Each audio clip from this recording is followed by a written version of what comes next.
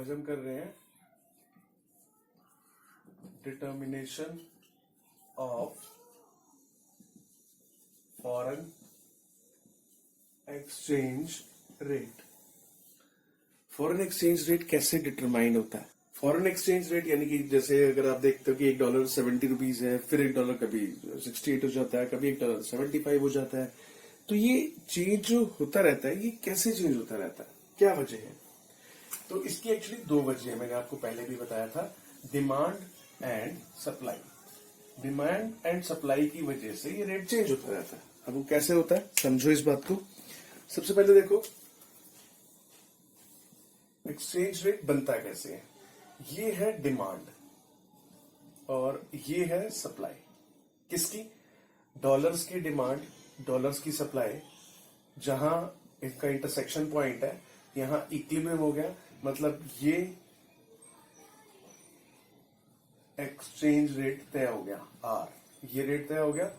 और ये क्वांटिटी क्या है? इतनी फॉरेन करेंसी की यानी कि डॉलर्स की इतनी डिमांड और इतनी सप्लाई हो रही है। डिमांड सप्लाई ऑफ फॉरेक्स, ठीक है। मतलब कि मैं एक एग्जांपल लेता हूं, डिमांड सप्लाई। अगर हमारी कंट्री में 2000 करोड़ डॉलर की डिमांड है और 2000 करोड़ डॉलर की सप्लाई हो रही है, उसका रेट हो गया 70 फिक्स, ठीक है। अब एक बात सोचो, अगर ये डिमांड बढ़कर $5000 की हो जाए लेकिन सप्लाई वहीं की वहीं है, तो क्या होगा? यानी कि डॉलर की डिमांड तो बढ़ गई, सप्लाई वहीं की वहीं है, तो क्या होगा?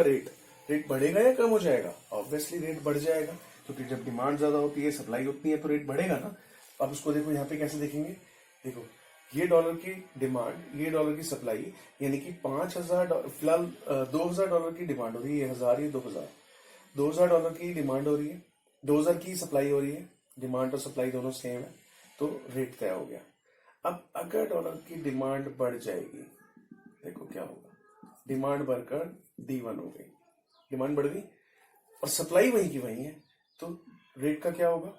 ये देखो रेट पहले R था, फिर रेट बढ़कर R1 हो गया, इक्विलिब्रियम E1 हो गया। समझ में आ गया? अगर डॉलर की डिमांड बढ़ जाती है और सप्लाई वहीं की वहीं रहती है, तो रेट बढ़ जाएगा। और बिल्कुल इससे उल्टा देख लो, अगर डॉलर की डिमांड कम हो जाती है,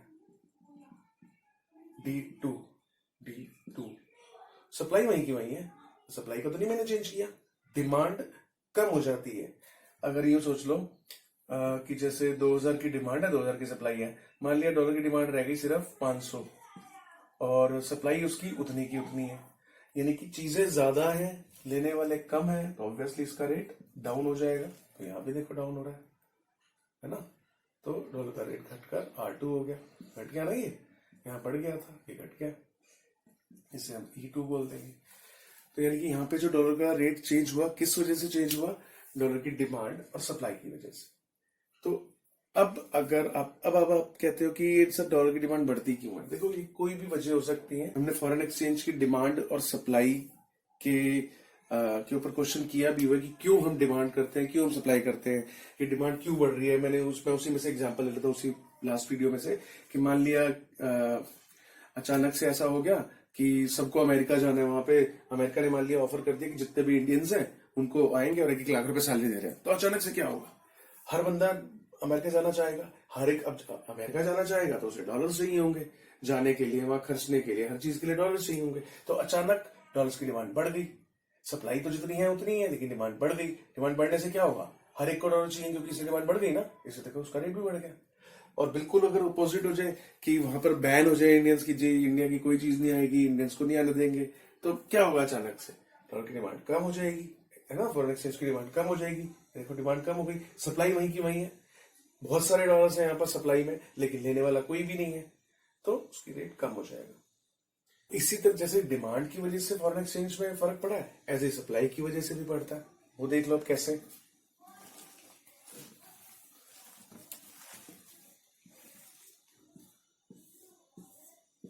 ये डिमांड, ये सप्लाई, ये रेट फिक्स हो गया, ये डिमांड और सप्लाई किसकी, मैं क्यों लिख देता हूं, डिमांड सप्लाई ऑफ फॉरेक्स। ये मैं डॉलर बार बार एग्जांपल ले रहा हूं, एक्चुअली किसी भी फॉरेन एक्सचेंज के लिए आप सोच सकते हो, सिर्फ डॉलर ही नहीं, पाउंड्स के लिए सोच सकते हो, येन के लिए सोच सकते हो, दिनार के लिए सोच सकते हो, सबके लिए यही फंडा है। तो फिर से देखो, ये फॉरेन एक्सचेंज का रेट है, तय है, ठीक है, डिमांड और सप्लाई इक्वल है। अब अचानक से डिमांड तो उतनी है लेकिन सप्लाई कम हो गई, सप्लाई बढ़ गई, सप्लाई नीचे की तरफ बढ़ती है, ध्यान रखना। डिमांड उतनी है एक चीज की और सप्लाई बढ़ गई, यानी कि जितने हमारे पास फॉरेन एक्सचेंज है उतनी ही मांग रहे हैं, लेकिन अचानक से वहां से बहुत ज्यादा लोन्स आ गए, पैसे ले आ गए हमारे पास फॉरेन एक्सचेंज की फॉर्म में, तो क्या होगा, उसका रेट गिर जाएगा। डिमांड उतनी है और सप्लाई बढ़ गई, सप्लाई नीचे की तरफ बढ़ती है तो सप्लाई बढ़ गई, तो क्या होगा, डॉलर का रेट यानी कि फॉरेन एक्सचेंज का रेट कम हो जाएगा।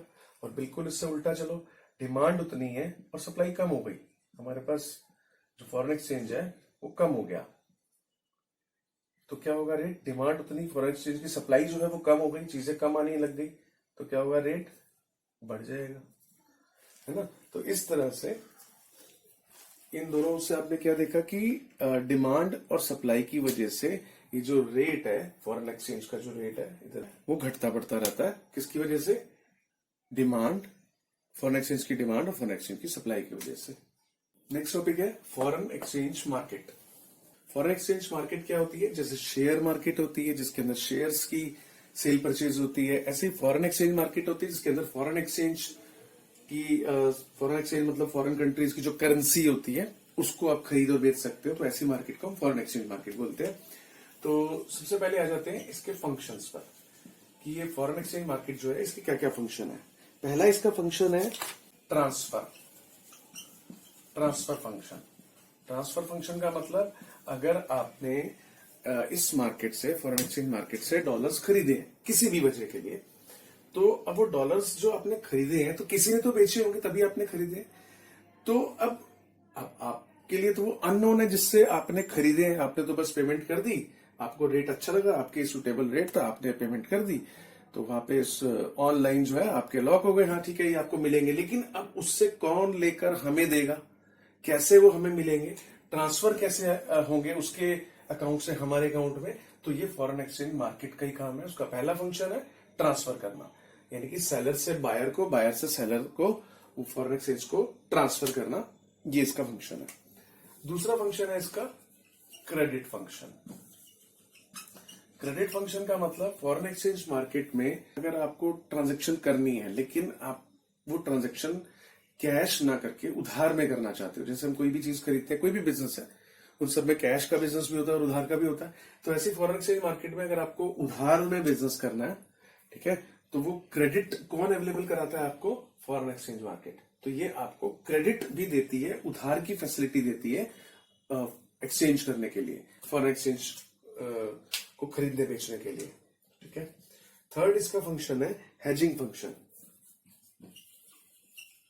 हेजिंग फंक्शन होता है रिस्क को कम करना, उसे कहते हैं हेजिंग।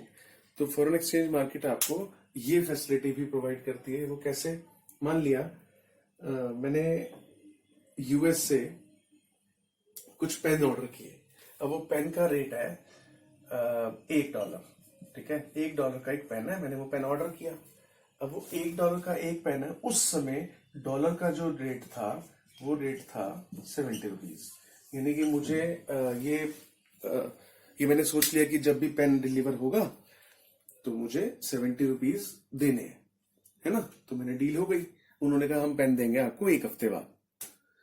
अब 1 हफ्ता निकल गया, उनको तो $1 ही चाहिए, लेकिन अचानक से ये $1 का रेट बढ़कर हो गया 100 रुपए। देखो वो तो $1 ही मांगेंगे ना, क्योंकि उन्होंने तो कहा है कि $1 का पेन है, मैंने डील कर ली, $1 का पेन ठीक है मुझे दे दो। तो उस समय जब डील की तो डॉलर का रेट था 70 रुपए। 1 हफ्ते बाद जब पेन लेने की बारी आई तो उन्होंने कहा ठीक है $1 दो। अब मैं $1 जब लेने गया मार्केट से तो वो तो 100 रुपए का था, यानी कि मुझे तो नुकसान हो गया 30 रुपए का, है ना। और सोचो अगर ये पेन मैंने 70 रुपए का लिया और मैंने किसी से डील कर ली, भाई तुझे मैं 80 रुपए का बेच दूंगा, है। तो अब वो जब मैं पेन खरीदने की बारी आई तो 100 रुपए का है। अब मैं इस बंदे को कैसे दूंगा 80 रुपए में, क्योंकि मेरे को तो ये लगा कि 70 रुपए का $1 है, तो मैं $1 का पेन 70 रुपए में लूंगा, 80 का बेच दूंगा। लेकिन क्या हुआ, अचानक से जब डिलीवरी की बारी आई, जब एक पेन लेने की बारी आई, तो जब मैं पेमेंट करने गया तो तब $1 का रेट हमारी कंट्री में 100 रुपए हो चुका था। तो मेरा तो बिजनेस खराब हो गया, है ना। तो अब ये जो बिजनेस खराब हो गया, मैं क्या करूंगा। तो ऐसे तो बहुत सारा रिस्क है। फॉरेन एक्सचेंज से मार्केट, फॉरेन कंट्री से अगर हम माल मंगवाते हैं तो बहुत रिस्की काम है। तो इसीलिए हम हेजिंग कर लेते हैं। अब हेजिंग समझो क्या है। फिर से मैं वही एग्जांपल ले रहा हूँ, जैसे मैंने एक पेन का ऑर्डर दिया, ठीक है, $1 का पेन है और 70 रुपए उस समय डॉलर का रेट है। अब जैसे ही मैं पेन का ऑर्डर दूंगा ना, मैं इस फॉरेन एक्सचेंज मार्केट में जाके $1 परचेज कर लूंगा। मैंने $1 उसी टाइम, जैसे ही मैंने ऑर्डर दिया एक पेन का, मुझे पता है मुझे 70 रुपीज देने हैं, तो मैंने $1 परचेज कर लिया। अब एक हफ्ते बाद वही सिचुएशन हुई, क्या हुआ कि $1 हो गया 100 रुपए का। लेकिन अब मुझे नुकसान नहीं होगा। क्यों नहीं होगा? क्योंकि अगर मुझे एक हफ्ते बाद $1 की पेमेंट करनी है, जैसे कि अब उस समय डॉलर का रेट 100 हो गया, पहले तो मुझे नुकसान हो रहा था 30 रुपए का, अब नुकसान नहीं होगा। क्यों नहीं होगा? क्योंकि अगर मुझे अब जो पेमेंट करनी है $1 की, जो कि 100 रुपए का हो चुका है, तो उधर जो मैंने खरीदा था ये भी तो 100 रुपए का हो चुका है। मैंने खरीदा था 70 का, ये भी तो 100 का हो चुका है। अगर मुझे यहाँ 30 रुपए का लॉस खाना पड़ रहा है पेमेंट करते वक्त, तो उधर मेरे को 30 रुपए का प्रॉफिट भी तो हो गया ना, है ना। तो जो मैंने $1 यहाँ पे खरीदा था, मैं वो बेचूंगा, वहां से 100 रुपए लूंगा और इसकी पेमेंट कर दूंगा, है ना। तो इस तरह से जो मेरा नुकसान होना था वो बच गया। इसे कहते हैं हेजिंग फंक्शन, ठीक। तो meaning of foreign exchange market, अगर ये क्वेश्चन आ जाता है 2 नंबर में, 1 नंबर में, तो foreign exchange market is that market where foreign currencies are exchanged, means where foreign currencies are bought and sold, ठीक है। तो ये हो गया meaning of foreign exchange market. अब इसके जो टाइप्स हैं फॉरेन एक्सचेंज मार्केट के, 2 टाइप्स हैं। एक होती है स्पॉट मार्केट,